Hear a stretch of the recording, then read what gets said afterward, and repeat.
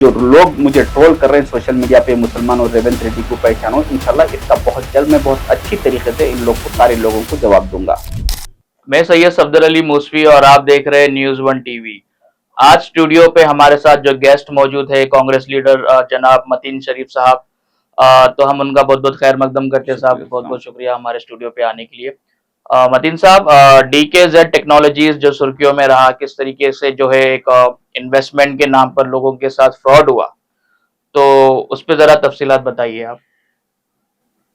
सफदर साहब, बहुत बहुत शुक्रिया आप आपके स्टूडियो में मुझे मदऊ करे, मगर इस उन्वान पे मैं आपको 3 से 4 मिनट में कुछ थोड़ा तफसीली बताना चाहूंगा, क्योंकि ये एक बहुत बड़ा और बहुत अहम इशू है जो आप मेरे से सवाल करें।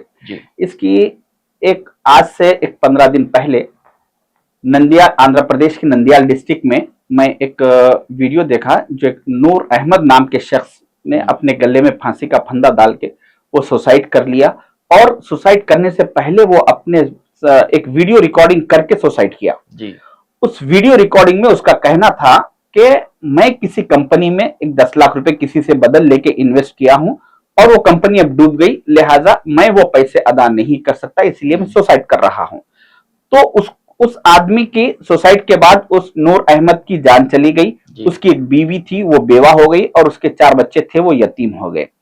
तो जो आदमी इन्वेस्ट करा, इन लोग तो बर्बाद हो गए, और जिसके पास इन्वेस्ट करे वो अपने बीवी बच्चों के साथ बेहतरीन जिंदगी गुजार रहे। तो इसी तरीके से DKZ जो कंपनी है हैदराबाद बेस, इस कंपनी में कुछ 18,000 लोगों ने इन्वेस्टमेंट किया। इसमें सबसे अहम बात मैं आपको बता दूं कि हिंदुस्तान में RSS, VHP, बजरंग दल, ऐसे कई ऑर्गेनाइजेशंस है जो मुसलमानों को तबाह करने पे डेली उन लोग एक्टिव काम कर रहे हैं। इन लोगों से जो मुसलमान बच जा रहे हैं, उनको ये इन्वेस्टमेंट नाम कंपनियों के इन्वेस्टमेंट कंपनियों के नाम पे लोग वैसे बच्चे कुछ मुसलमानों को ये लोग बर्बाद कर रहे हैं। जैसे कि मैं एक मुख्तसर आपको 4 नाम बता दूं। एक जैसा कि DKZ है, इसके ओनर कौन है? अशफाक राहल, सैयद उमर। एक और कंपनी है हीरा गोल्ड, उसके ओनर कौन है? नुवेरा शेख। उस एक और कंपनी फ्रॉड की जिसका नाम अल्तिजारा है, उसके कंपनी का ओनर का नाम है मोहम्मद इमरान। उससे पहले एक और कंपनी फ्रॉड की जो अल्फला नाम की, उसके ओनर का नाम है सईद भाई। तो ऐसे कंपनी जैसा DKZ कंपनी है, इसमें 18,000 लोग इन्वेस्ट करे, और जैसे ही ये कंपनी वालों का टारगेट फुलफिल हुआ, कुछ 7,000 करोड़ का जब ये फुलफिल हुआ, तो ये लोग अब सारी रकम लेके फरार हो गए। तो इसमें जो इन्वेस्टमेंट करे थे, ये कम से इसमें 98% मुसलमान लोग थे। तो आज उन लोग की जिंदगी बर्बाद हो गई, कई लोगों को हार्ट अटैक आ गया, कई लोग बर्बाद हो गए।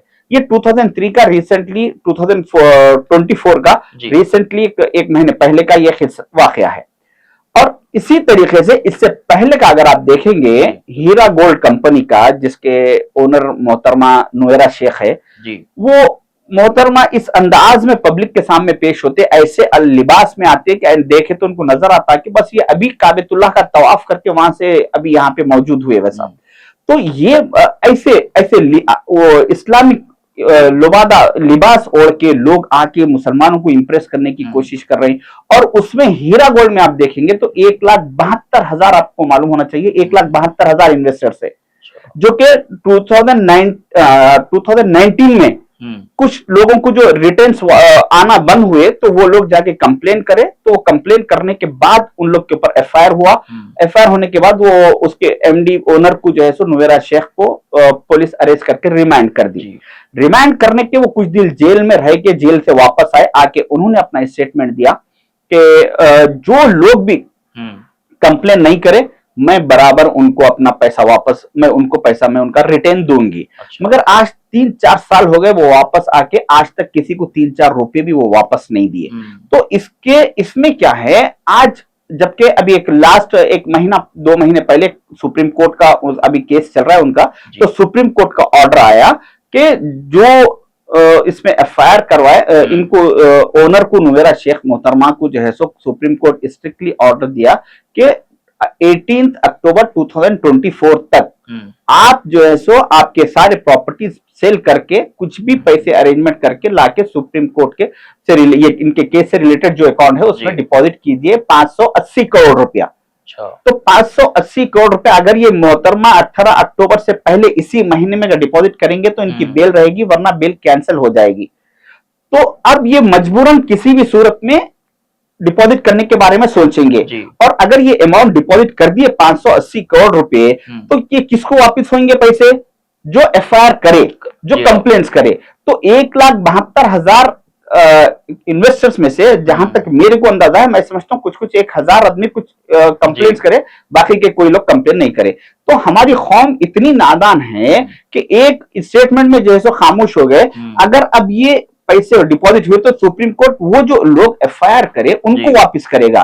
तो मेरी आवाम से ये रिक्वेस्ट है कि चाहे डीकेजेड हो या अल तिजारा हो या अपना हीरा गोल्ड हो, कोई भी कंपनी हो, आप एफआईआर कराइए, कानूनी हिसाब से जाइए, तो आपकी इसमें जिंदगी फायदेमंद रहेंगे आप जिंदगी में।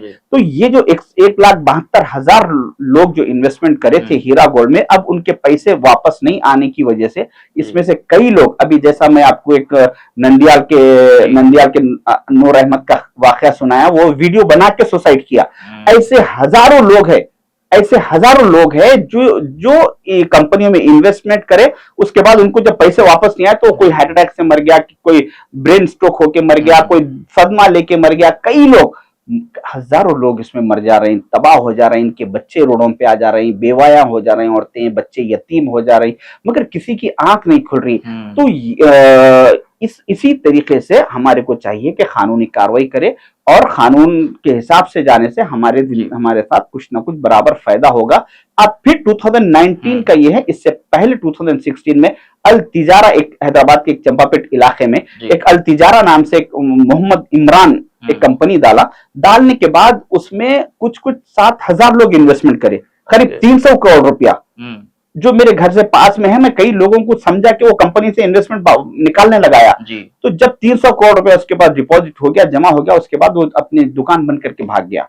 तो फिर इससे पहले 1998 में, तो शायद आपको अंदाजा होगा, 1998 में अल-फलाह नाम की कंपनी फर्स्ट स्टार्ट हुई थी। सईद भाई उसके ओनर थे। तो वो टाइम पे उनकी भी कंपनी में कुछ 3,800 लोग इन्वेस्ट करे थे वो टाइम पे, जो 35 करोड़ रुपए, आज से 26 साल पहले 98 में 35 करोड़ मीन्स आज के मैं समझता हूँ कुछ 1,000 करोड़ की बात है।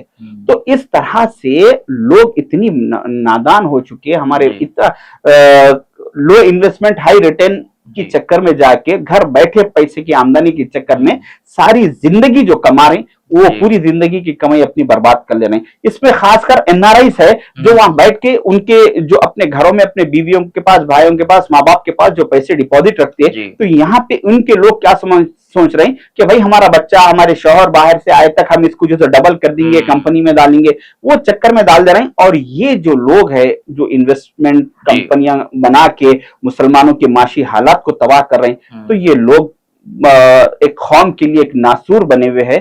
तो लोगों को चाहिए कि इन चीजों से बचे, नादानी ना करे, सोच समझ के काम करे, ऐसे कंपनियों में इन्वेस्टमेंट ना करे। कोई भी यूट्यूबर आ रहा है, स्टेटमेंट दे रहा है, इसमें इतने डालो आप पैसा हो जाते, मामूली वो बच्चे रोडों पे नाच रहे कर रहे हैं, नाचते करते बोल दे रहे, उन लोगों की बातों में आके आप आपकी जिंदगी भर की कमाई लगा के परेशान हो जा रहे हैं। तो मेरी लोगों से अपील है, मैं आपके चैनल से लोगों से रिक्वेस्ट करूंगा, खासकर हैदराबाद के अवाम से, कि आप लोग कभी भी ऐसे इन लोगों की बातों में मत आइए, ऐसा कंपनियों में इन्वेस्टमेंट मत कीजिए, चाहे वो हीरा गोल्ड हो या अल तिजारा हो, अल फलाह हो, डीकेजेड हो, कोई भी कंपनी हो।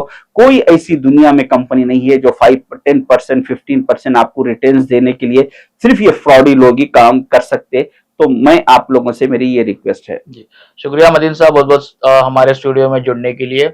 माफ करना, मीडिया है तो हमारा भी जो है कुछ सवाल है और आवाम के सवाल है, कोई मौजू से हट के एक सवाल पूछ रहा हूं मैं आपको कि जिस तरीके से आपने जब बीआरएस हुकूमत में थी तो मुसलमानों के केसीआर को पहचानो बोल के आपने एक एपिसोड निकाला, एक नहीं कई एपिसोड निकाले, तेलंगाना भर में काफी माइनॉरिटीज ने सुना, पसंद भी किया। अब जब कांग्रेस हुकूमत में आ गई तो कुछ इश्यूज को लेकर क्या आप मुसलमानों, सीएम रेवंत रेड्डी को पहचानो या ओवैसी साहब को पहचानो, इस तरीके की सीरीज कुछ बनाएंगे आप? देखिए, मेरा शुरू से अल्हम्दुलिल्लाह मेरी आदत रही कि मैं अवामी मसाइल, खासकर कौम के साथ जो नाइंसाफी होती रही, मैं उस पर आवाज उठाते रहा। जी। और देखिए, मैं जब अपोजिशन में था, जब मैं बराबर आवाज उठाता था मीडिया के जरिए, क्योंकि कोई डिपार्टमेंटों में हमारी सुनवाई नहीं होती थी। अब मैं कांग्रेस पार्टी से हूं, मैं जी। अब हमारी हुकूमत है तेलंगाना में, तो मेरा काम यह है कि मैं अवामी मसाइल को हमारे सीनियर्स के पास रख के उसको हल कराने की पूरी कोशिश कर रहा हूं। जी। जितनी मेरी लिमिट है, मैं मेरी लिमिट से जितनी मेरी हद है उसमें मैं बराबर कोशिश में हूं।